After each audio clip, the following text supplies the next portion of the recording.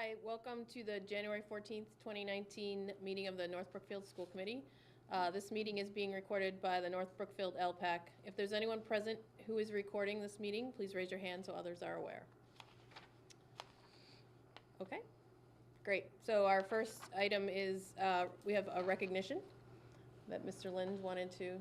Yeah, so over the course of all year, lots of wonderful things happen in our district in terms of helping out others who might be in need. However, over the holiday season, it was really amazing to see the community really step up and support a number of people who might need a little bit of help during that most important time. There were charitable fundraisers held, such as toy drives at the elementary school, at the junior senior high, and the police station. The food pantry work at both schools is great and goes into overdrive during that time of the year in particular. We also had a family suffer a fire, lost a lot of, well, I think they lost everything, and they were, so many people stepped up in and around between staff and families to help that family. So I'd really like to recognize our entire community for supporting those who might need a little extra help at any time during the year, but particularly the holiday seasons. So. Yep, I never lived in a small town, and North Brookfield is one of those places where if you ever need help, all you gotta do is ask. So I actually also had a short recognition. So January, if you were unaware, January is National School Board Member Month. So I was unaware. so now you know. So our school board was unaware. Our school board awareness month. So now you know that I have flowers for my fellow school board members. You can trade flowers if you have. Thank you. Thank you. And so when Ruth, if you want to put that on Ruth's spot there. Sure. She couldn't come tonight, she's sick. And I just, so I'm really privileged to work with these four women. They are all very smart, very hardworking women. They all have jobs. They all either have families or are on the way of having families. But they really are very dedicated to the school, and I'm more than privileged actually to work with you guys. Thank you so much. Thank you. Thank you for your leadership. Thank you for your And with that, you recognition. can't get away without receiving Oh yeah, there you go. a certificate and having your photo taken. Oh my goodness So- gracious. I'll go down the line. Oh. Mrs. Tucker, Thank you. who's our chair, Claudia, Thank you who very is our much. vice chair, and Mrs. Pass, who's our secretary, and Mrs. Milano, who's your member. So thank you to all of you for all the work you do, because it's not an easy job, and you volunteer your time. We still have to do pictures. Yes, we Oh, do. your flowers are beautiful. Sure. Bring a little color to it. January month. All right. Say cheese. Check those out, make Thank sure you. they're good. Thank you. That was very Absolutely. nice of you guys. Thank you very much. So it appears our student advisory council representative is not here tonight, so we're going to move on to approving minutes. Motion to approve the school committee regular meeting minutes of December 18th, 2018. All in favor? Aye. And there's also the And, policy motion subcommittee. To approve the Oh, policy subcommittee meeting of December 18th, 2018. Second. All in favor? Aye. And then we actually do have correspondence. I actually have several pieces of correspondence. I know the first one is the NEASC letter that Mr. Evans received. I don't know if this was going to be part of something that he presented, so I don't want to step on his toes, but No, okay. NEASC is the accreditation organization for the junior senior high, and we've received a letter from them regarding our most recent progress report that was due, and in October the their committee voted to accept that and continue our school's accreditation. I think our next progress report is October of 2019, if that's accurate. I think that's how it works, with the idea that our next sort of go-round is for 2024. So that's when the accreditation process, because it's a 10-year cycle. So, Could we just highlight some of the things in the letter? Because I think these are things that they've worked really hard on at the high school. So just the written completion of the written curriculum, these are areas that the committee, the NEAS committee emphasized, which I think is great. So on the work done on the curriculum, with emphasis on the examination scope and sequence of each major subject area, the school change leadership team, which we know that they've done a lot of work, reevaluating, review, revise schools' core values, beliefs, and learning expectations, progress toward curriculum coordination and vertical articulation of the curriculum, progress made in implementing the 5-year technology plan, including a plan for routine replacement and expansion of a possible one-to-one capacity, and then obviously work to ensure adequate, consistent budget. So those are areas that they highlighted, which I do think have taken a lot of time, so I think it's worth making sure people know. thank you. Yeah. So did they do their whole big site visit last year or the previous year? Okay, this was Yeah, these are progress These are just reports. progress, okay. So our last 10-year accreditation cycle was in 2012. Okay. Last year's was the 5-year progress report, I think. Yeah. After the accreditation was finalized. So we have to update them every year or so, or a couple of years, depending on what it is they want, and then they'll be back in a few years. I think their cycles have been a little interrupted with the new process they've been using, so I think it's in the letter about when they're due to come back, but Yep. It says 2024. yeah, so that's a little bit later than the 10-year cycle, so Yep. we'll be ready. Also received information on from the U.S. Department of Agriculture via via DESE regarding the government shutdown, the federal government shutdown, and that right now everything is on track in terms of the food services program through March of 2019. So in terms of reimbursements, in terms of food purchases, using the cooperatives and collaboratives that they have, and some of the other things that that everything should be all set through March in terms of the funding. So hopefully that gets worked out prior to any problems with food services or other things that are vital to us, but just wanted to make you aware of that. I did receive communication from the custodians union, whose contract expires at the conclusion of this school year. So just like with the teachers, they sent a letter asking us to begin that process. As with the teachers, I guess I would recommend, and look for the committee's guidance on this, I sent the Teachers Association a letter saying thank you, and then began the process of looking for days to be able to start that process. I would recommend that I do the same with the custodial unit. Is everybody okay with that, or any questions or concerns? Are you looking for a subcommittee to meet with that, or not yet? So that would be a question for the board to consider. We have 2 members who are the negotiating team for the teachers. Okay. They could act as that, but that's a lot of time for them. I didn't know if the committee wanted to consider 2 other folks be part of that negotiation. Okay. It's certainly up to the committee, you know, Okay. how they want to proceed. Okay, we'll figure it out. Yeah. Okay. Thank you. And then the last one actually isn't in your packet, I just got it actually today. It's just a letter from the town, from the selectmen regarding the budget process, and just all the very typical things that we've heard before in terms of budget development and due dates. Our due date is by March 1st by town charter. So, you know, Obviously, we're a little bit different than other departments in town in terms of the process and procedures. I did want to throw out there, and I know that I talked with our chairperson on this, but I do plan on sending a letter to the select board and the finance committee about a tri-board meeting to review our budget sooner rather than later.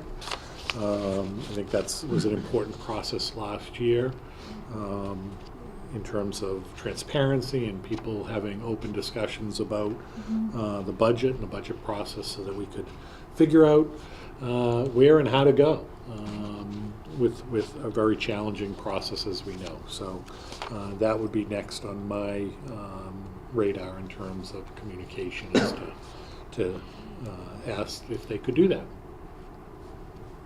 Sound good? Yes. All right. And that is everything. We don't have any presentations, but we do have some public here today. So this is the time when you could speak. So the way that it works, you just come up to the microphone, introduce yourself, your name and where you live, and then please share with us what you wanted to say.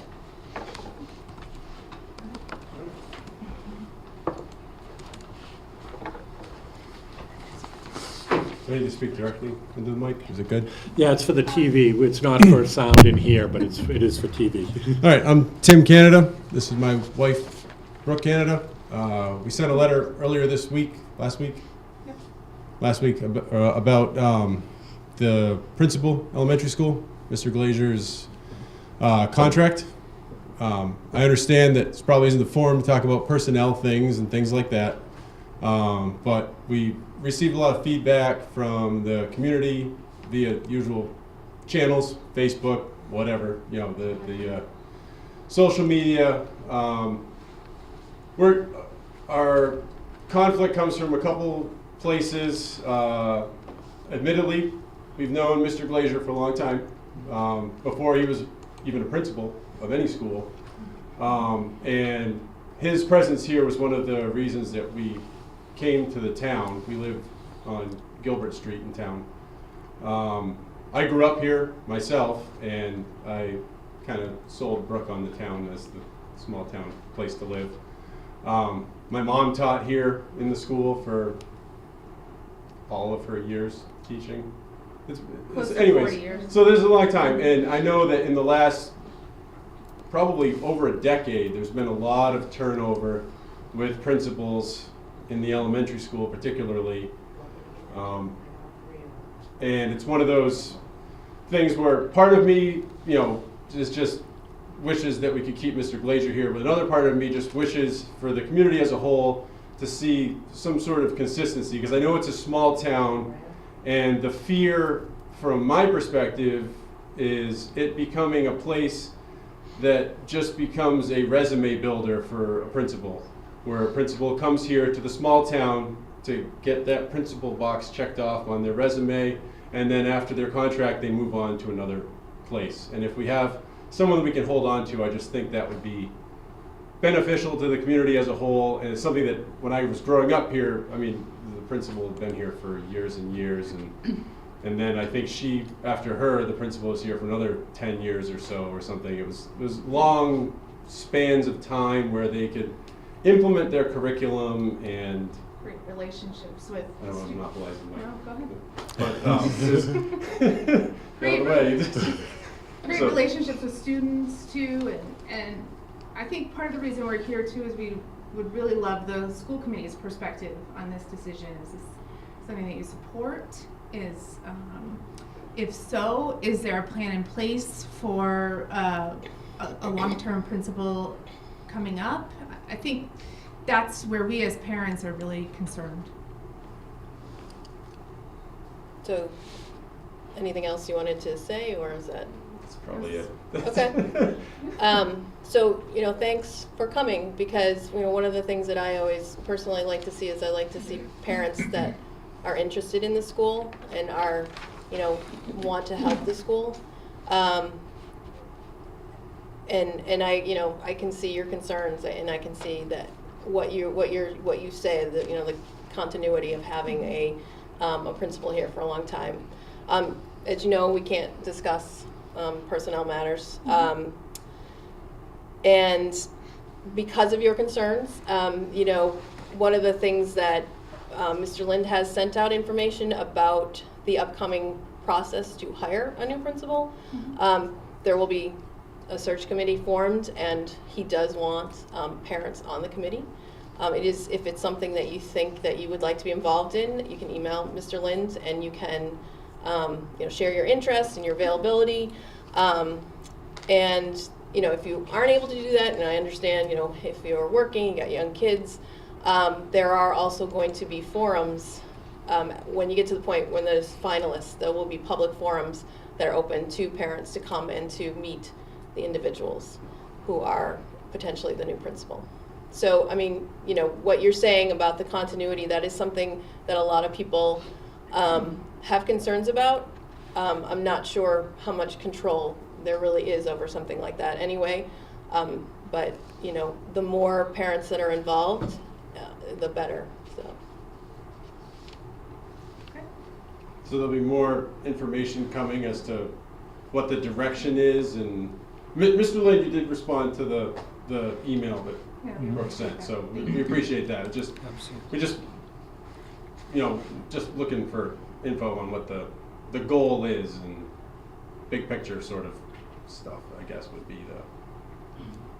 I didn't write any of this down. It's all right. Well, it sounds like, I know, Brooke, you go to the PTO meeting I too. do, We've yep. met there, yeah? Yep. And so, it sounds like that's, being involved in the PTO.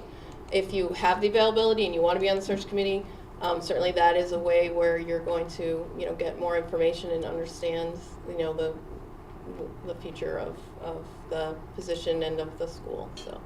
And are you able to share at all the school committee's perspective on the decision and moving forward? The school committee does not have it's Mr. Lind's responsibility to hire administrators for the school buildings.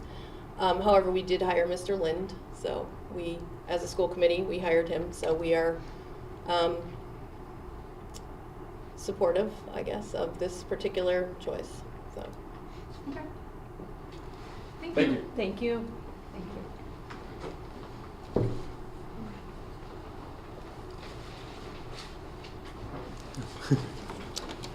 Sorry, next thing is the financial, oh wait, no, Meg is going to give us a School committee report? Yeah. So I just wanted to report quickly, I had gone to a public forum at Fitchburg State University last week. It was about the foundation budget, which we've heard a lot about, and the schools that were involved, it was about 10 towns that went. The superintendents, their business manager, different people presented, and they invited school committee members and legislators and MTA members, really like anyone in town. They were public forums. So I just wanted to highlight some of the things that they had presented to us, which I thought really gave a very clear depiction of the foundation budget and its shortfalls. So in 1993, the foundation budget was created. From 93 to 2002, Chapter 78 rose. And since 2002, the Chapter 78 has been cut by $405 million to schools. So schools are operating now with less money than they did in 2003.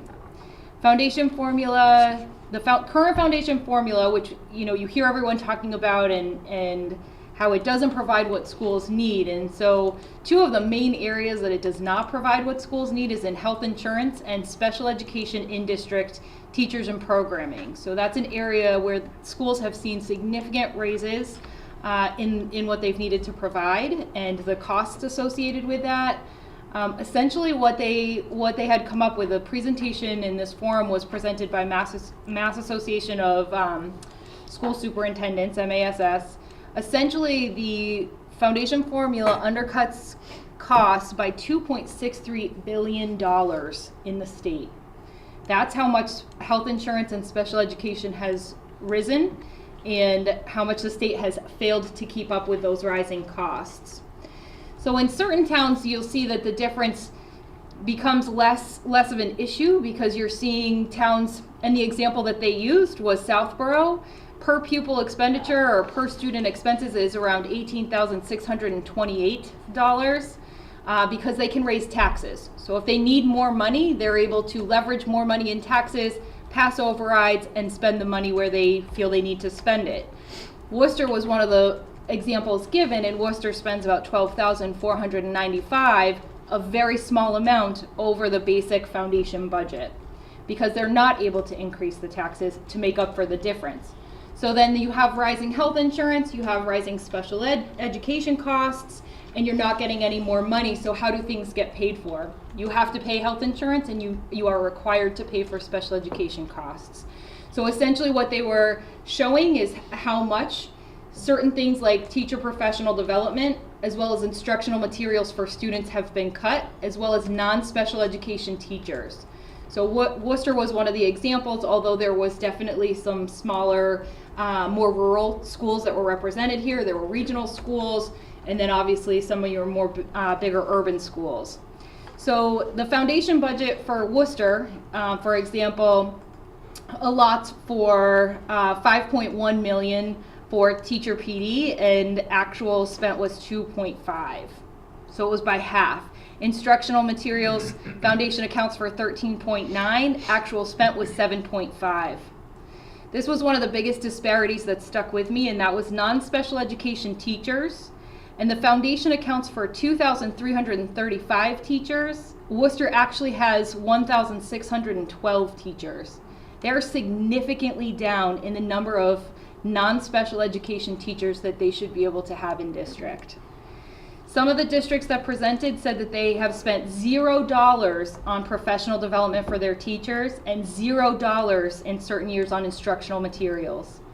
I feel like going to this was on some level helpful to hear, because it's not just us as a district, it's many other districts, and these forums were held across the state.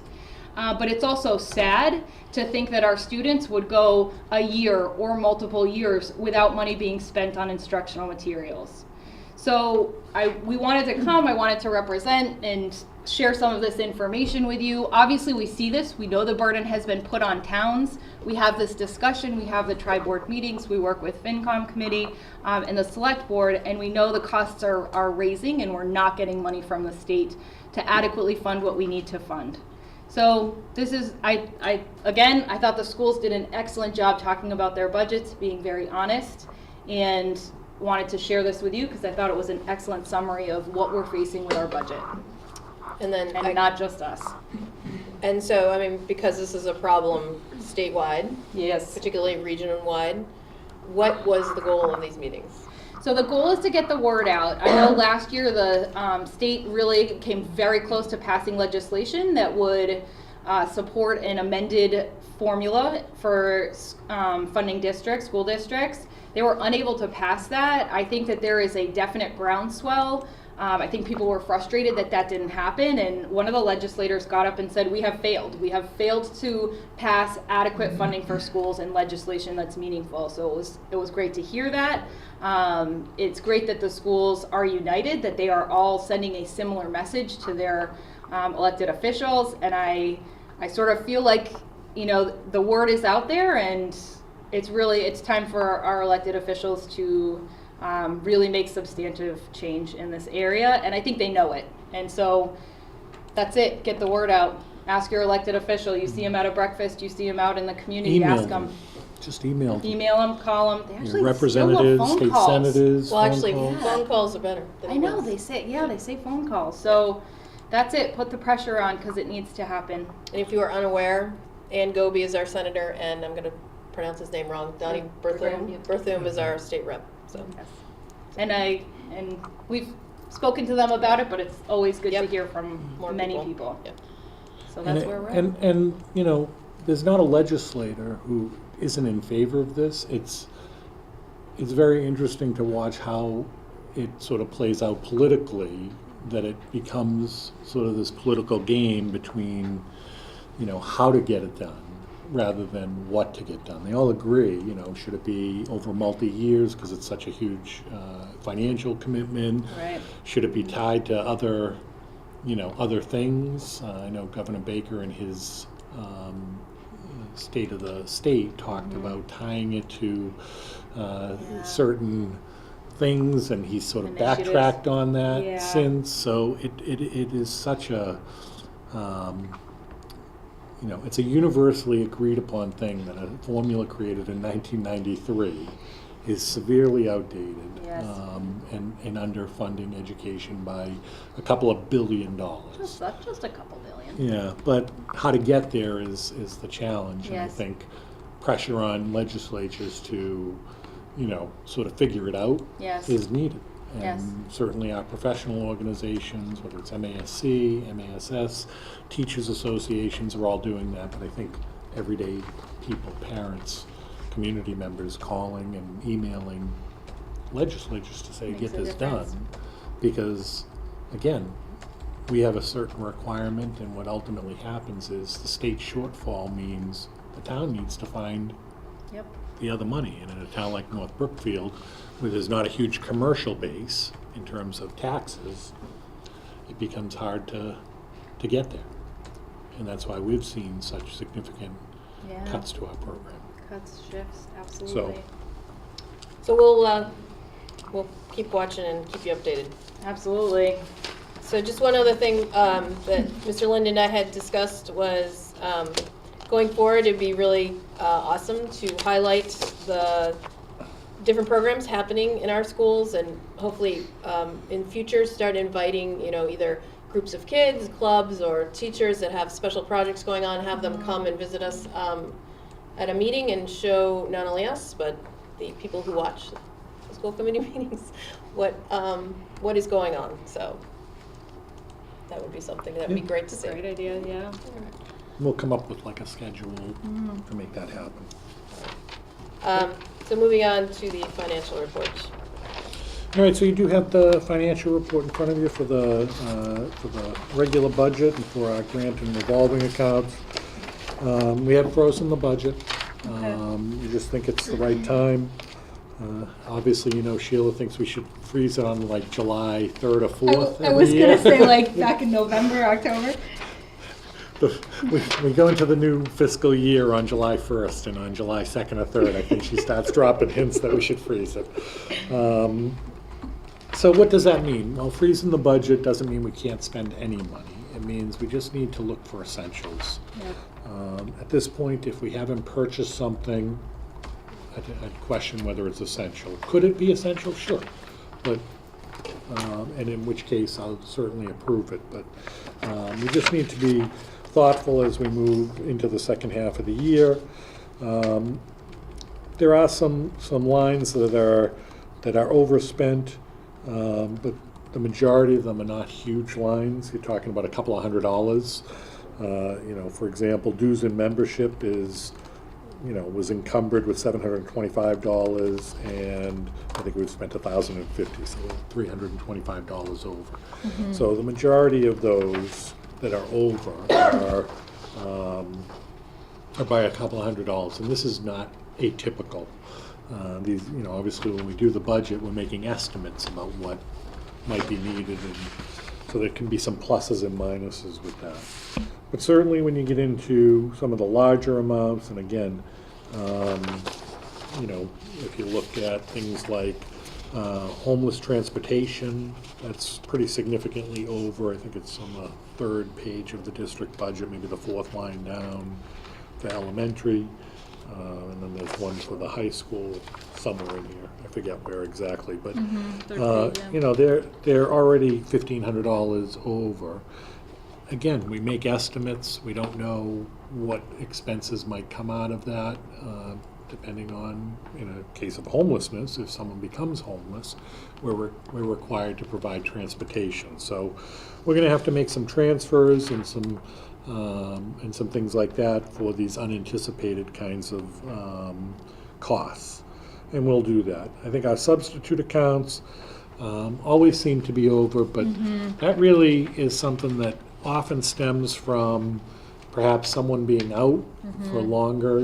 Sometimes like with teacher substitutes, it might be someone went out on an extended leave or maternity leave perhaps, or some other medical leave that requires them to be out. And we may have heard about that long after the budget was approved. So again, we may need to make some changes to our budget in terms of moving some money around. Right now, we're feeling like, things are okay. Certainly, and we'll talk a little bit more about it in some of the upcoming sections. The last line on the district budget is tuition, special education, high school. It is already at 103%. We know that we have an unanticipated tuition and transportation cost, and that certainly contributed to it already being depleted, and we do have a warrant article for the upcoming special town meeting on the 25th to address that. But those are the kinds of things that we're seeing. So is there concern? Yeah, there's always concern with the budget, making sure that we're within, where we need to be. But is there anything that is outrageous beyond what then we would expect? I would just say the tuition and transportation, the special education. The other thing that we really need to look at is the buildings line for the high school. We are already almost $1,400 over that line, which was set at about almost $23,000, and I think that comes back to a number of things. One, we had some challenges with the floor, and two, that roof. The roof continues to be problematic. We need to find a way to address that. I don't know if it involves bringing someone in to sort of review what the problem is and what the permanent fix is, but right now it feels like we're, putting a piece of gum in this leak, and then some amount of time later we have a leak somewhere else. And it's that metal roof, and the building is not that old where it should have these kinds of problems, but it just feels like we're chasing money time after time with that, and we need to come to some conclusion on that. Over the year that I've been here, that's, year plus that I've been here, that's where I feel like we're spending an awful lot. No warranty on that roof? Warranty's passed. I know, it's like a metal roof. I thought they were like indestructible. No, there's no warranty, but it's not broken. It's just apparently it wasn't installed right, or some number of, where joints are or other things. I wish I was more expert in that field, but. Did you say it was a metal roof? Yeah, isn't it a metal roof? Yeah, the high school has a metal roof, was built in '03, and we just seem to have leaks. Yeah, we do, like it's continual. And it's not in one spot Right. all the time. It seems to move around. Almost go to like that original contractor and pick up, or is that like it's too Yeah, far I don't know if that's been out of date? I don't know. I mean, discussed. I need to Yeah. really get at this though, because it Yeah. just feels like I see these costs coming in, and we have these bills that come in Yeah. to fix a leak, and then at some point, not too far after that, seems to be another leak, and it's Another not one. in the same spot. It's at a joint. It's at a, some other place, and it just feels very frustrating to be chasing that kind of cost time after time, thousands of dollars. So I'd love to hear from you offline. We could talk, and maybe you can give me some advice Yeah. on how to proceed, because it just feels like we're doing this It does. constantly. This is a continual conversation. every year. And I did meet with Mr. Shah and tell him that we need to pursue some more permanent fixes. And I don't know what those are, but in terms of the monthly and grant, the revolving and grant accounts, again, you can see where those are. Our AM/PM account is in the positive. Again, that's a plus-minus account that pays for staffing. It's a self-sustaining program. There are 2 athletic user fee accounts. I'm not entirely sure why. I'd have to ask Sheila that. I meant to ask her that question when I reviewed this.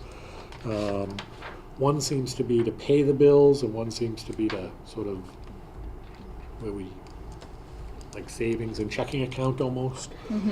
A school choice account, again, that number is not accurate. Where is It's that? the accurate amount is in there. 006 or something. It's it's on the $750,000, but please don't forget, we have about $370,000 tied up in offsets for this year that will be drawn from that. Yep. So that's not an accurate figure, even though that's the dollar amount in there. And then, circuit breaker about, it's the, hopefully will be funded at least 70%, which is the traditional rate for special education services that qualify for circuit breaker. And then a bunch of revolving accounts like band revolving, parking fees, preschool revolve, adult ed and school gift, and a variety of other accounts that we have. Federal grants, have we gotten that money? Are we not worried about that? Is that, Federal worry grants, about we it till are March. approved.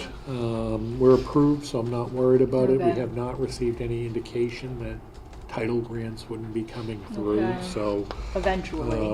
Yeah. So we should be all set with that. I'm sorry, I've always wondered this, the NBPTO rug, is that from leftover from when they bought rugs for the I kindergarten? believe so. So is that, I mean, So what I would say is, and I can check this for the next meeting, that the school committee could vote to move that from one revolving account to another, I believe, but I would check on that before I ask you to do it. right, Because if we're not buying rugs, can Yep. that be moved into some other gift account that the PTO Okay. sees as appropriate, since they are the source? I know the PTO has done a variety of different things from curtains and other furniture, which would be the same intent, just for a different, sure. room upgrade, so to Yep. speak. Thank goodness the PTO bought rugs. Just gonna throw that out there. I'll cover the school roof now rather than in my report. The Okay. school roof is essentially done. We do Yay. have a small number of punch item lists. However, I think I shared with you through communication, email communication, that I don't believe we can close the actual thing out through SBA, through the Mass School Building Authority, because unfortunately the contractor put grass seed and landscaping stuff in late November. It obviously didn't grow. If I close it out now and the spring comes, we might end up with mud piles, and the ability to get him to come back to do it will be diminished. What's his incentive to come and take care of that? So the only way I can do that is to keep him on the hook until it is complete. Yep. So it's lousy to have to keep it open when the majority is done, but I'm just a little afraid of closing it out and then being stuck with Nope, some significant sense. mud. Is there a negative for us to keep it open, or? There is no negative, no. Okay. They have started the closeout procedures. There's a lot of paperwork, as you might imagine, that Yep. needs to be done, Yep. and punch lists. So that'll take us probably the next 4 to 6 weeks to take care of all the paperwork. So, not that we're close to spring at that point, but Closer. you're starting to head towards, late February, early March. Okay. And then spring is literally, when is the best time for seed? I don't know, late March, depending on the weather, April, early April. So it's not that far off, but I would love to be able to close it. Yeah. I'm just worried that we'll end up with mud piles, and we'll be Yeah. on the hook to fix something that the project should take care of. so when's the ribbon cutting scheduled for? When would you like to do a ribbon cutting? Well, The job's officially We could do it. closed We out. could do it on the night of the special town meeting. yeah, We have all actually, there you go. everybody here. That's- yeah. So Yeah, that'd be good. Yes, sure. I'm not sure I'm buying that one. Well, the everybody here part is what is, I guess you're talking about the select board and the school committee. Yeah, Okay, exactly. why don't we do that? Okay. All right, and we'll all wear our earmuffs and our gloves, right? Sure. So we're running a little bit of overtime. If there's a way we can catch up? or Sure. that'd be All right. So I gave you the roof project. In your packet is a school calendar, a draft. I did it in black and white, so I made a separate copy in color. Thank you. Because I just didn't realize it. I would ask you to review it because I'm going to put it on the agenda for February Okay. to vote on. Okay. It is almost identical to this year's calendar, obviously with the changes from year to year that you would typically see. You know, this year in October, that second weekend in October around Columbus Day, we did the half a day of PD on a Thursday followed by a full day on Friday, and got really positive feedback from staff that they had a day and a half to work on something. Okay. So we mimicked that here. You can see the last day of school is June 12th of 2020. I can't believe I'm saying 2020, with no snow days. Everything else would be very similar to what we did this year. The union has a copy, our administrators have a copy. Please review, check things, make sure that the dates are right, and Holidays are in. holidays are correct. Any feedback is good feedback on this, more eyes the better. Okay. Is it possible to include parent-teacher conferences on this schedule? That's a great idea. That would be awesome. Let me see if we Yeah. can work that out. Yeah, That would if be that can be something- scheduled, the yeah. sooner the better.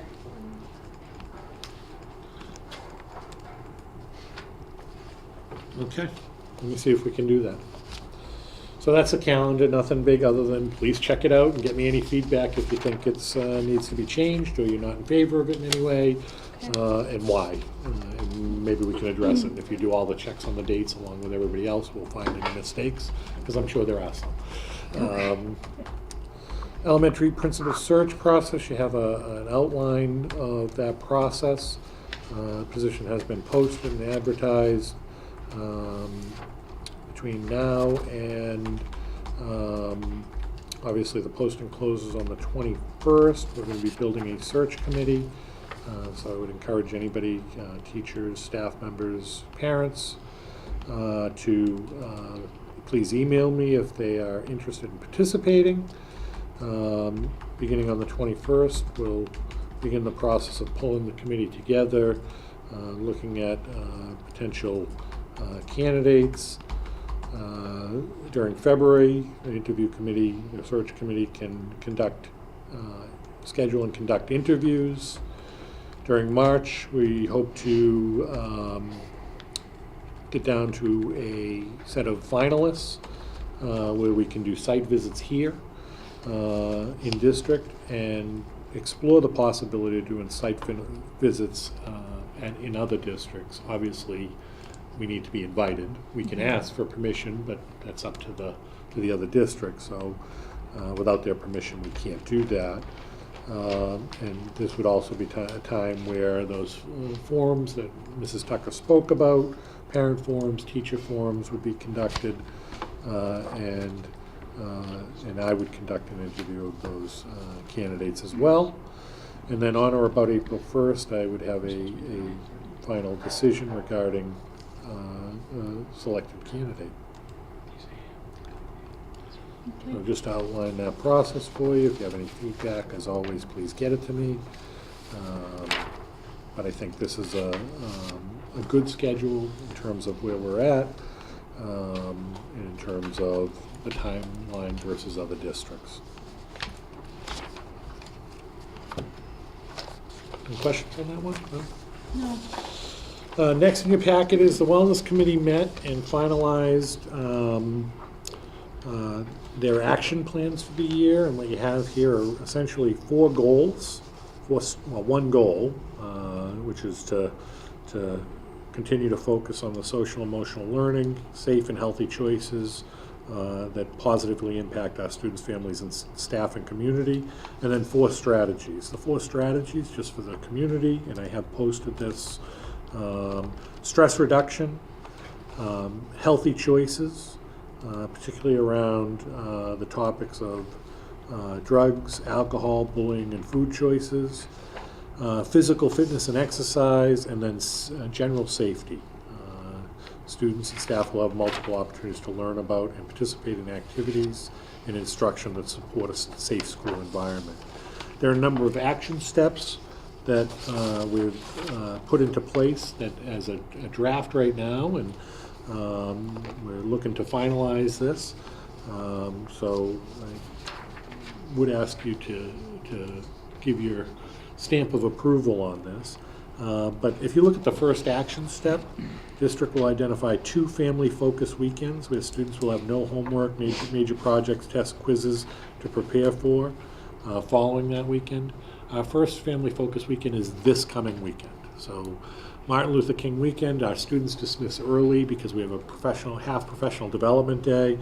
The expectation is that students will not have any homework due on the Tuesday following the long weekend. In addition, they should not have any tests, quizzes, or major projects due on the Tuesday or Wednesday following the long weekend.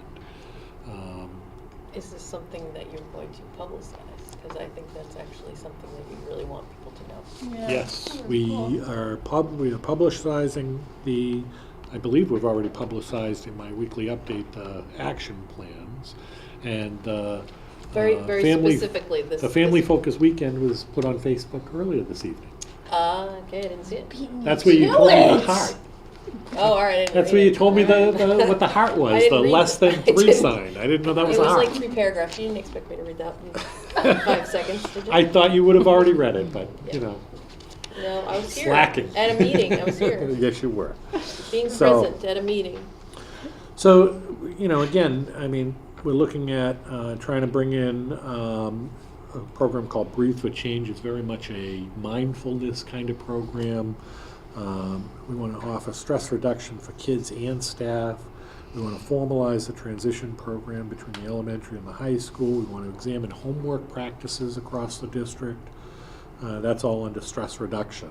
Healthy choices, we want to look at programs regarding the dangers of vaping. I know that's a huge issue for lots of schools and school districts. We want to expand healthy food choices in our cafeteria. We want to continue to review and revise our bullying prevention and intervention action plans. We want to review applicable data, things like our PNAS, our SBIRT, those are acronyms. Right, and what do they mean? PNAS is a Prevention Needs Assessment Survey. I'm sorry, can you repeat that? Prevention Needs Assessment Survey. Okay, thank you. and it's done through our Quabog region. SBIRT is that There was a survey, right? the survey that's done by the Yep. nurse and a Yep. few other folks at the high school, including Mr. Evans, to sort of get a sense of whether kids might be exploring some dangerous choices. So the vaping, and you're probably already aware of this, but I think, is it the district attorney's office or somebody, they offer an educational program about vaping? Yes, They come out almost every year. for They us. do, and they, okay. yeah. I think I've read it in the newspaper. Yep, and we meet with the district attorney's office regularly, so on about a monthly basis. Programs to support good health and diet for staff. So I know the Biggest Loser staff version is underway. You know, so things like that support staff and students. And look for and look at and explore areas of need for instruction, programming, and support students in the area of online safety. Always a challenge for staff and most of all parents at home. And you can please read through those. I won't read through all of them, but I think this is Great a stuff. great step forward to sort of memorialize what our wellness committee was doing, because so many people believe it's all about sort of the nutritional stuff and what we can and can't serve in schools. And yes, it has a piece to that, but wellness is way more than that. And we tried to really work at supporting students' health and wellness, and staff's health and wellness. So, Great. if you guys are good with that, I'm going to go forward with that. Yep. Yeah, do you want us to Excellent. vote on it or no? If you would like, that would be helpful to say we have your official stamp of approval, but your feedback is fine. Motion to approve the Wellness Committee Action Plan for 2018-19. A second. All in favor? Awesome, thank you. It's a lot of And work. Great. Yeah, and then finally, food service update requested in the last meeting. So What I provided, because it's hard to give you a whole year last year, only half a year this year, is sort of the monthly ins and outs. So what I would ask you to focus on is September, October, November, December, because that actually relates to the money that was the revenue drawn in by sales of lunches and the expenses for staffing and food purchases, essentially. And we have black and white, so just tell us which is red and which Right. isn't red. So anything in red on my sheet, again, I should have done this, has a negative in front of it, so you'll see a There you go. negative sign. Okay. So, you know, the hard part of July and August is the school committee has made transfers over the last 2 school years to cover the costs of the cafeteria deficits. Yes. So that's why July and August have money in them. And so they're not a very good indicator because there was no revenue in other than that money you transferred in. And then the expenses that went out in June of previous year. Yeah. So that's why I'm asking you to focus on September. But if you go through September, we had a profit of $9,800 this year versus $10,500 last year. So last year actually outperformed this year.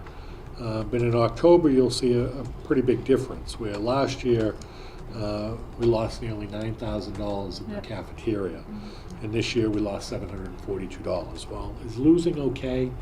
Not always. It's not always the worst thing, because in October there were actually 3 payrolls, because they get paid every Right. 2 weeks. Yep. So when you have 2 payrolls in a single month, that's fine. When it's the 3rd payroll, that's when it really impacts it. So October was a 3 payroll month last year and this year. So if you see the difference, that's pretty significant, of a little over $8,000 difference. There's also fluctuations in ordering, or no? So some months there might be more. There could be, ordering. yeah. I mean, if Okay. you notice, they're pretty similar in terms of their costs. Yeah. This year have been less. You know, they're really working hard to find Yep. the product in terms of quality, but they're also not buying That's things they're not using, which seems to have been Huge. a problem in the past. Okay. November, positive this month of $3,300 versus a loss of $5,800 last year. Yeah. And last year in December, we lost nearly $1,300, and this year made $2,600, or almost $2,600. The net is, and I could have printed this huge spreadsheet out for you. Last year, if you do the actual monthly loss, we were pretty significantly in the hole already by this point. We were about $9,000 in the hole last year at this point, just based on sales, not the summer transfers. This year we're plus about 16,000. Very good. So that's a pretty, That's a significant turnaround. pretty Yes. big change. Yep. But, you Yeah. know, it's like $24,000 difference. In my marching orders, for lack of a better way to say it, to Diana and Donna, who are our food service director and assistant food service director, is how do you prepare for the summer when we continue to have salary to pay? That's one of the things that has Yep. really, you know, sort of impacted us, and that's what they're doing. And Yep. they're really working hard at it, and I give them loads of credit for just doing a great job. Very good. So, well, as you know, I'm keeping a very close eye on it, so at any point we have these updated regularly as to what they're bringing in and what they're spending, you know, what's going out. So, really good news on that front, and really positive change. That's it. Okay, so this, the warrant Administrator article? reports next. Okay, all right. Mr. Evans. Thank you. So I just have 3 items on my report. The first is that midterm exams will be happening this week, starting tomorrow, for all students in grades 9 through 12 and a few 8th grade classes. I do want to remind parents and students that these exams are very important. They count for 10% of the final grade in full-year classes. I hope that students are prepared. We are providing lots of opportunities for study time before and between exams. Students are also able to make use of the time the way they see fit. I do want to encourage parents, if you haven't already, to go onto the Google form that was sent out over the weekend, actually this morning and last week, to indicate if your child can be dismissed after their exams. So yeah, that's it for midterm exams. Last midterm is on Friday, and that's the end of the second marking term. We start the new term after the Martin Luther King holiday. The student-led conferences are coming up. They're coming up in March 14th, 15th. If you recall from last year, it's an opportunity for students to demonstrate, exhibit the work that they've done for their parents and their advisory teacher in a conference that they lead, and we've been preparing students. I will be starting to prepare parents so that they understand what's coming, particularly our parents of our 7th grade students who have not experienced the student-led conferences yet. We'll start sharing emails, and teachers will start sharing a doodle form so the parents can sign up for their time. Again, those will be on March 14th and 15th. School and early on those days, afternoons, and then an evening session dedicated to student-led conferences. And that's, the mid-years are only for high school students, not junior high students. Yes. Midterms? Midterms. Yeah. Yep, I said that. He Sorry. did, that did well. Yep. I just wanted to reiterate it for the audience. Thank you. But student-led conferences are For for, everybody. 7 through 11. Yep. Seniors do not do them. Seniors are off on their own thing at this point. okay. Lastly, I wanted to thank our student council for Positivity Week, which was last week in the school. They went around and posted affirmations around the school, a big sign that they put up going down the stairs to the cafeteria, but all throughout the building, on lockers and on doorways, just little comments that really are designed to help students feel positive about themselves and about the school. It fits perfectly in with our overall PBIS model and the other things that we do to help highlight the positive things that are going on in the building. So I want to thank Caitlin Malone and the rest of the student council for their efforts on that. It was really terrific. That's it. Can I just make a special request? And I remember I asked this last year because it's always really nice when you have an initiative that gets parents in. Can you just make sure you keep track of the number of parents that participate in student-led conferences and give us has it increased, and what was the percentage of parents that participated, and does it look like it increased from last year, or any of that? Certainly can, yeah. Awesome. Yeah, I think we were around 90% last year. Yeah, it was really It was good. really good. It was Yeah. good. Thank Good you. turnout. Yeah, so Good. you're asking me to beat the high number. I am. Okay, I fine. am. Fine. Challenge has And then been the laid. following year, and then the following year. We're gonna get to 100%. 99.7, do better. Happy to do that. Thank you. Yeah. Thank you. Mr. Glazier? Later in the meeting, you'll be asked to approve an anonymous donation for $550. I'd like to just point out that this is the second year that we've received this donation. It comes to us from a gentleman in the community whose wife was an elementary school teacher, and throughout her career as an elementary school teacher, one of the things that she liked to do around the holidays is to take a couple of kids from the community and pay off their lunch tabs. And so this year he came in, I met with him a couple times, we looked at the numbers. He was able to pay off the lunch tabs for all the kids at the elementary school and the high school who were of need, and it came to about $550.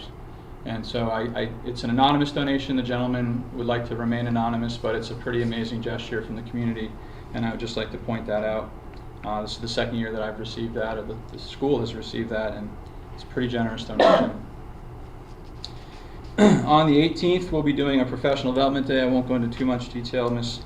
Powers, I'm sure you'll talk a little bit more about it, but I just want to say that we're continuing to carry over the work that Mrs. Pratt has been doing in her coaching model, and we're going to be focusing on narrative writing at the K-2 level and fictional writing at the 3 to 6 level, and the teachers are really excited about getting in and working with Teachers for Teachers on Friday. I'd like to point out that the planning is in process for our annual Camp Read Aloud Day. That will be Read a Lot Day, excuse me. That's going to be the day before February vacation. We'll have lots of guests in for the day, guest readers, and fun activities scheduled for the day. and that happens the day before February vacation. And I would like to thank my friends, the Canadas, for coming and speaking on my behalf tonight. I appreciate that very much. I am sad and disappointed that I'm not being asked back next year. I was really looking forward to moving forward with North Brookfield, so I thank you for your support. That's all. Ms. Dubuque? So I just want to let everyone know that on the 10th, our former guidance counselor, Cindy Capte, came out to do a presentation based on the book 1, 2, 3 Magic. It's a behavior management book for parents. And we had quite a little turnout from the preschool crowd. So that was the first one for that. She'll be doing a follow-up on January 24th to see how the training went and to kind of debrief with the parents and then being able to try that at home. So that was really neat. I also just want to encourage parents to check out the Federation for Children with Special Needs. It's a website I posted on the Student Services Facebook page. They offer tons of free courses and trainings throughout the state. There are some local ones and some other ones that you may or may not have to travel for, but they are free and quite informative, so definitely check those out. I also just wanted to update the preschool expansion classroom. Had an open house on January 2nd. It went really well. Families and students had a chance to come in and check out the classroom, ask questions, play around, explore. And then they had their first official day on the 3rd. So far, so good. We have a few open spots still available, so I would encourage any parents who have children of the preschool age to definitely come in, check it out, and enroll your students here. We do offer 5 days a week, 2 sessions, morning and afternoon. Another exciting kind of venture that the Student Services is proud to talk about is we're in the planning stages of creating a best buddies, sort of peer mentor, big brother, big sister type program here. And we're partnering with the high school, the elementary, just to kind of get a district-wide sort of mentoring program happening to build relationships among students, increase inclusiveness, kind of help with that transition into the upper grades, and just sort of, make it a closer community for everyone. So that's exciting to get started, and I'll have more updates next month. That's it. Who is the Best Buddies program for? Excuse me? Sorry, what age group? Like for? It's for all age groups. Okay. Yep. Grown-ups, And Okay. grown-ups, yeah. administrators. Yeah. Okay. Yeah, I mean, it does expand up into the college grades, Yeah. actually. Okay. They have different avenues. They have elementary, they have middle school. You can even Okay. be an e-buddy Okay. for kids, and adults who don't really want the face-to-face right away. They can have Okay. like a pen pal. You can partner with other districts. So it's just kind of a really cool way to kind of have that buddy to kind of Yeah. help guide you through those social situations that might be challenging and kind of inform you of, what to look forward to in the Okay. junior high and even the upper elementary grades, so. Okay. And is the vision for this that it would be extended to all students eventually, or starting Yeah. with students, or? Yep, so we're gonna we're still kind of planning on how to roll it out, but I would like to offer it to anybody who wants to be a Okay. buddy, yeah, absolutely. Ms. Powers? Thank you. So last time I talked a little bit about the STEAM-a-thon event that I'm hosting. I have a date. I shared out on my Facebook page of the curriculum page, so it's gonna be Thursday, March 28th. It's gonna be 6 to 8 p.m. here at the elementary school, and it's a chance for families and students to come and explore STEAM-related, so science, technology, engineering, art, and math activities that we do here at school. I'm also working with the PTO to finalize bringing in maybe a special treat for everyone. So I'll keep posted on that, and I'll be sharing that information. But I'm really excited about the event and hoping to get as many people here as possible. So the junior and senior high school math teachers, as I've shared, have been getting ready to pilot Edgenuity, which is a blended learning model where both the teacher is doing face-to-face instruction as well as students getting instruction through a digital platform. And we were scheduled to start our pilot on the 22nd, so after the long weekend. We had our training back in December 19th, right before break. And at least 3 of the 5 teachers have already started. So people felt really comfortable with the platform after the training. And so we've gotten some good feedback. Still a learning curve for everybody, but so far so good. And I think it's provides a lot of opportunities for students who both struggle and can use kind of an extension as well. We are, for the students in those classes, so it's only 5 classes. We're not doing all of the classes. We are having a parent meeting on Wednesday from 5 to 6 this Wednesday to ask us any questions about Edgenuity. And then the other thing I wanted to share from my report, I believe I've spoken in the past about the Math and Context Network through the Department of Education that Julia Petty and Steve O'Neill are taking part in. And the unique part of this is one's from next door and one's from over here, and what they're working on is it's called 3-Act Math, which is you show a video and students wonder and they notice, and then they make predictions, and then they watch some more of the video and then do all the math that goes along with whatever problem is in place, and then they see kind of the conclusion. And so through this network, both of them are preparing professional development for our teachers.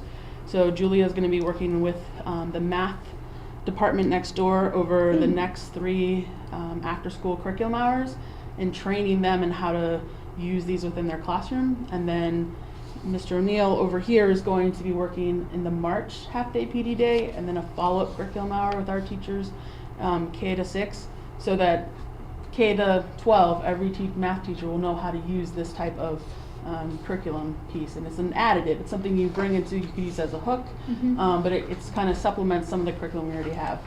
So I'm really excited about that opportunity. And then as well, the Literacy Leadership Committee, which meets monthly at the elementary school to support the reading and writing curriculum. They are taking the lead in 2 of the curriculum hours this spring, so one coming up in February and then the one in May, and they're providing professional development for our teachers on kind of vertical communication about writing in the curriculum. So again, this is 2 really awesome opportunities that is teacher leadership in the curriculum and building on kind of what's happening during the day into those curriculum hours after school. So. Awesome. Thanks. We love higher order thinking skills in math. Man. We love them all over the place. And also, that's great, you're gonna be on the Town Public Library Planning Committee. Yes, Oh, yes, that's I am. awesome. So the new executive director, Dawn Bissell, we've been in communication a couple times in the fall about some different things, and she reached out and wanted somebody connected with the school. So we met last Thursday on our first meeting. Very So good. I'm really excited to be part of that. Good. Very good. Be a good resource. So Mr. Shaw gave us his report. He wanted to congratulate and give a shout out to his staff for the great cleaning work they did during the vacation week, especially because they had to work around practice schedules and the roof project. He also mentions that the roof project is coming to a close. And then just a little bit about the oil, and that the increase is only 1% this year, so. On the cost of oil, which is good. That is good. And then Mrs. O'Hara also gave us her report. Probably the biggest thing is that on January 9th, 10th, and 11th, they held trainings for a core group of personnel on how to use the in-force 911 system in the event of an emergency. And then Today we did the staff. okay, so today they're gonna Faculty. Yep, the staff, and then on Friday they are going to run a live test. So And then they use their cell phone, right? Yep. it's an app, right? Well, it's going to be on desktops to start. and Okay. then slowly move to the mobile Okay. version. They don't have an app yet. They Oh, have to do it through your browser. Okay. So I want to have a small number of people try that out. Okay. The app is due out this summer though, so. Very good. But I just want to, before I offer it to everybody in their phone, I just wanna make sure it works. Yeah, yeah, always good to do a trial run for sure. Then we have the special town meeting on January 25th, and they have accepted, they've written the warrant and their stuff is on there, so. Yes, they have, and, you know, again, just, there are 3 articles, so for our community, I would encourage you to attend. The first article is related to the schools, and that is to create what is called a special education stabilization account. Kind of a rainy day fund in case there are unanticipated special education costs. The town currently has one, for example, for snow removal. So if we have a particularly snowy winter, and we blow through the budget in terms of plowing, they have a stabilization account to account for any extra that might be needed. That's Article 1. Article 2 is related to unanticipated special education costs, totaling $134,263 that is from the school department to see if the town would fund, as they were not part of our budget. It would have a huge impact if the town can't help us with that. And then Article 3 is related to the fire department for their air packs account. I'm not sure what exactly an air packs is. But It actually is essential equipment they need, and the ones they have now will not be certified, so they need new ones. So it's only 3 articles, so it shouldn't be a particularly long meeting, but it is on Friday, January 25th at 7 p.m. here at North Brookfield Elementary School in the auditorium. And we will have babysitting. We will have babysitting.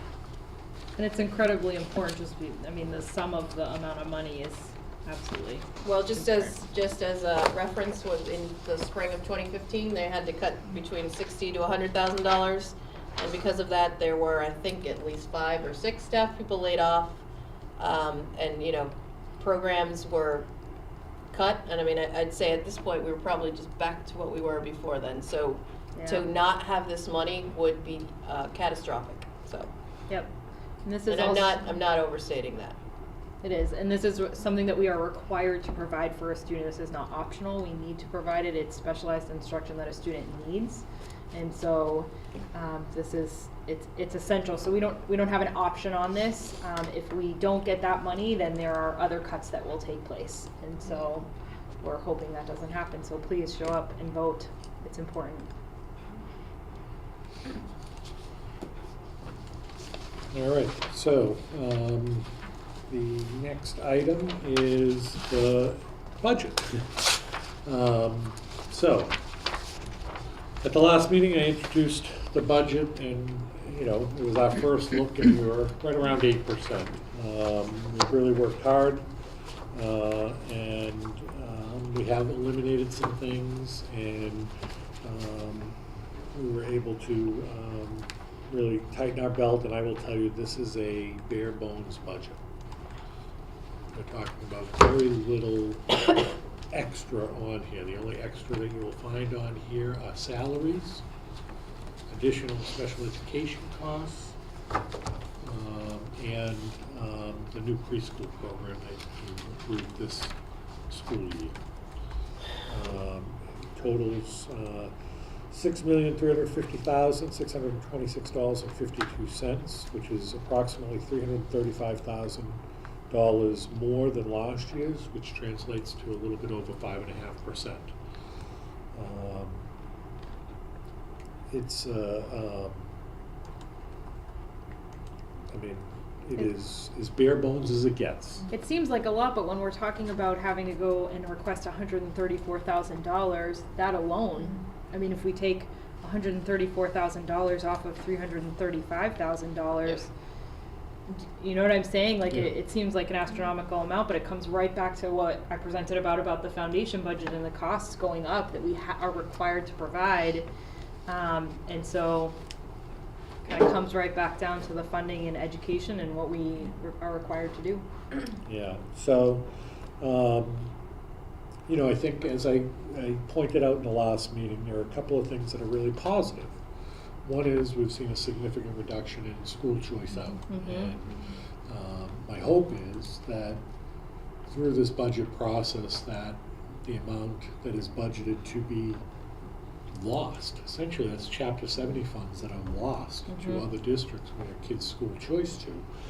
We have far less kids' school choicing out, which means less of that should go out to other districts, which means I would hope, since it's already being spent on education, that it would be redirected towards the school department. Certainly that will be discussions with the finance committee and the selectmen and ultimately decided in town meeting. But if that should happen, now we don't know the numbers, and we'll get a preliminary look on or about January 22nd, I think, 23rd, whatever the Wednesday, that's the governor's budget comes out, and that's the first look, first cherry sheets for municipalities and cities. So when those come out, we'll be able to open those up and say, what does that number look like? And get a better sense of what Chapter 70 looks like, and what the school choice out number looks like. So what I have provided you is a binder. It is a complete list of all of these departments, so athletics, buildings and grounds, central office, curriculum, elementary school, junior, senior high, pupil services, school committee, technology, transportation. There's also a Medicare tab because we do have the cost for that, and we wanted to provide that to the town because they pay UMass to do the Medicaid billing. That's $6,000. And then Yeah. Yep. And then we get money in for that, correct? Yes. Yes. Yeah. And then a food services budget as well. So I would ask you to review those, to the level that you think you need to in terms of understanding where this is going. Please note that we've included 2%. Since we are in negotiations with our teachers, we don't have a contract to know exactly what each teacher would make. So we've used 2% as a figure to include, in this budgeting process. Is that good or bad or right or wrong? I have no idea. Ultimately, the negotiations will happen, and there'll be a final, contract that approves that number. If it's less than that, then obviously the budget will change a bit. If it's more than that, then the budget will change in a not so positive way. So this is really a very difficult kind of projection that we're making. But we have to make it.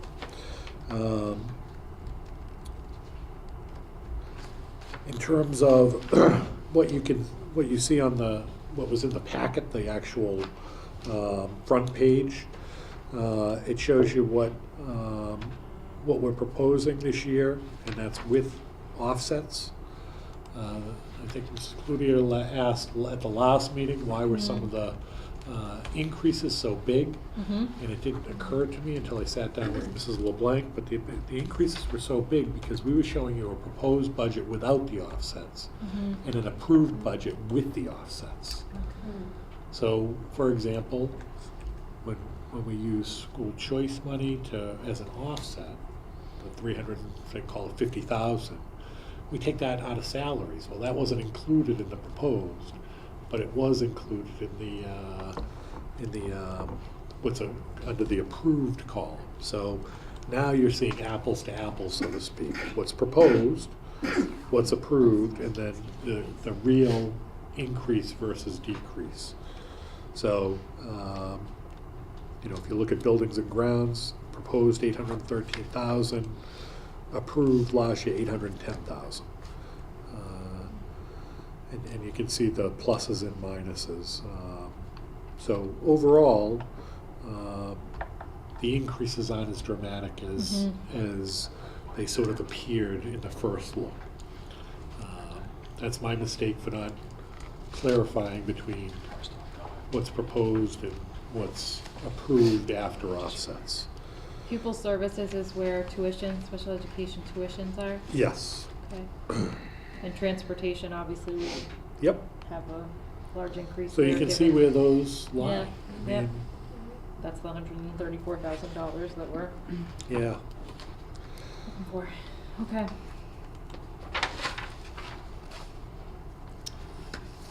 So I would Okay, ask any if other- you would want to approve this at this time. There's no requirement to, but certainly if you wanted to vote in favor of adopting the preliminary budget, you could do that. You could table it. Don't forget, in the February meeting, we do have to have a final vote on a final number to submit to the town for March 1st. I'd like to take a look at it. If Sure. Is that okay? Yeah. And then if I have questions, kind of be able to send them Absolutely. your way? Okay, thank you. So we have a second reading for a number of policies, making our way now through the B section. Somebody want to? I'll do my best. Kristen wants to do that. Of course. So we did our second reading of the first half of the B section. So those included policies BA, School Committee Operations Goals, BAA, Evaluation of School Committee Operational Procedures, BB, School Committee Legal Status, BBA, School Committee Powers and Duties, BBAA, School Committee Member Authority, BBBE, Unexpired Term Fulfillment, BCA, School Committee Member Ethics, BDA, School Committee Organizational Meeting, BDB, School Committee Officers, BDC, Appointed School Committee Officials, BDD, School Committee Superintendent Relationship, BDE, Subcommittees of the School Committee, BDF, Advisory Committees to the School Committee, BDFA, School Councils, BDFA-E-1, School Improvement Plan, BDFA-E-2, Submission and Approval of the School Improvement Plan, BDFA-E-3, Conduct of School Council Business, BDG, School Attorney, BE, School Committee Meetings, BEC, Executive Sessions, and BEDA, Notification of School Committee Meetings. Second? All in favor? You don't need Oh, to we're vote not on having that. a vote this time, yeah. Whatever. So just so Yeah, the second rest of of the those, committee, right, yeah. Sorry. for Mrs. Clear and for Mrs. Milad, these are all obviously about school committee and their operations. A lot of the notes in here talk about checking the town The town charter, which charter. we've done. We did edit some of it just to fit sort of our needs and our community, but it was very minor changes to the MASC model policies. And so we're in really good shape for this, and as was indicated, this is the first half of Section B, so there's another 20 or so policies under Section B that will be hitting starting in March, April, and May. So we're making hay. We get there. So really good work. Thanks, guys, for doing that. Yeah, thank you. Yeah. Well, actually, thank Mr. Lind. Yeah. Doing an excellent job. Yes. So new Thank you, Mr. business, Lind. and we're only New 10 minutes business. behind now, so let's We're pretty close. do it. So as required, we're a member of the Southern Worcester County Educational Collaborative. They put out an annual report and quarterly reports by law. The school committee needs to approve those documents. So in your packet is the annual report and the Q1 report.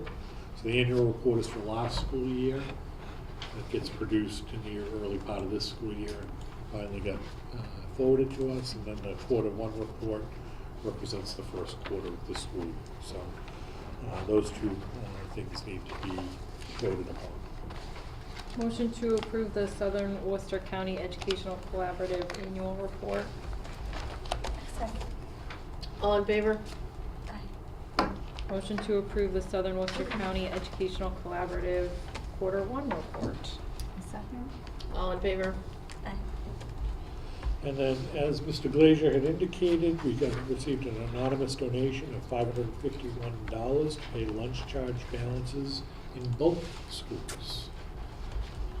Motion to approve an anonymous donation in the amount of $551, 161 of which will be used at the elementary school, 390 of which will be used at the high school to pay off negative balances for school lunch. Second. All in favor? And thank you very much to that individual for their generous offer. Thank you.